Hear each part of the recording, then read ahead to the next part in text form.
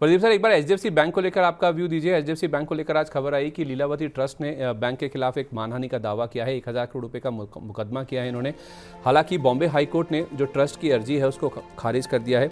Trust का ये कहना था या फिर ट्रस्ट का ये आरोप था कि ये जो ट्रस्ट है और जो इनके सदस्य हैं इनके खिलाफ मानहानि पूर्ण स्टेटमेंट्स दिए गए हैं, उसकी रोक होनी चाहिए। बैंक और बैंक के जो एमडी एंड सीईओ हैं शशिधर जगदीशन जी, उनकी ओर से जो ये स्टेटमेंट्स आ रही हैं या फिर जो स्टेटमेंट दिए जा रहे हैं उसके ऊपर रोक लगाने की मांग थी, जिस पर बॉम्बे हाई कोर्ट ने कहा है कि ये जो टिप्पणियां हैं ये मानहानि पूर्ण नहीं है, बल्कि ये फैक्चुअली एक्यूरेट हैं, यानी कि तथ्यों के आधार पर देखें तो ये सही है। और ट्रस्ट ने ये कहा था कि मीडिया में और सोशल मीडिया पर मानहानि पूर्ण टिप्पणियां जो हैं वो की गई हैं ट्रस्ट को लेकर और ट्रस्ट के सदस्यों को लेकर।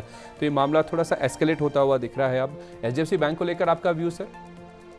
जी देखिए, इससे पहले ये मामला आज का नहीं है, बहुत पुराना मैटर है। और मुझे लगता नहीं कि एक डिफॉर्मेशन केस के वजह से एचडीएफसी बैंक को ज्यादा कुछ प्राइस एक्शंस पे कुछ भी प्रॉब्लम नहीं होना चाहिए। इसीलिए देखिए मार्केट ने कुछ रिएक्ट नहीं किया।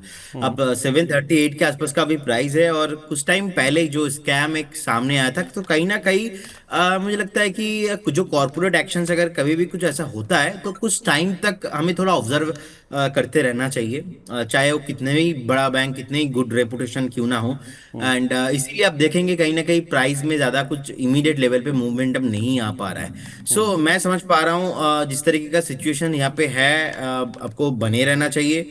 एंड फ्रेश बाइंग तो मैं यहाँ पे सलाह नहीं दूंगा। स्ट्रक्चर कमजोरी है, वीक ही है। नेक्स्ट जो सपोर्ट रहेगा वो बेसिकली 690 के लेवल पे है, और ऑलरेडी हम लोगों ने देखा है कि 800 के ऊपर सस्टेन नहीं हो पा रहा है। सो कहीं ना कहीं एक थोड़ा बहुत स्ट्रेंथ नहीं लग रहा है, एंड वीकनेस ऑलरेडी चार्ट में है, weekly as well as monthly chart पे भी।